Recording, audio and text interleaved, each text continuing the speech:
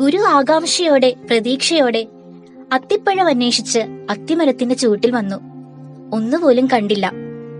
എങ്കിലും ഒരു പരീക്ഷണം കൂടി, 1 വർഷം കൂടി നീട്ടിക്കൊടുക്കുക, കുറച്ചും കൂടി വളമിട്ട് അതിനെ സംരക്ഷിക്കുക, ഫലം നൽകും എന്ന പ്രത്യാശയിൽ. ദൈവം നമ്മെ ഓരോരുത്തരെയും ഓരോ നിയോഗങ്ങൾ ഏൽപ്പിച്ചിട്ടുണ്ട്. അതേതെന്ന് മനസ്സിലാക്കി ജീവിതം അർത്ഥപൂർണമാക്കേണ്ട ചുമതല നമ്മുടെ ഓരോരുത്തരുടെയുമാണ്. നമ്മുടെ ജീവിതം ഒരു സമ്മാനമായി ലഭിച്ചതാണ്. അത് വളർത്തി വലുതാക്കി ദൈവത്തിനും ദൈവജനത്തിനും നൽകുക എന്നതാണ് പുണ്യം.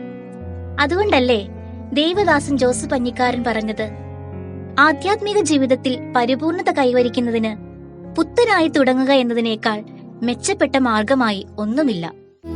ശക്തി പകർന്നിടണേ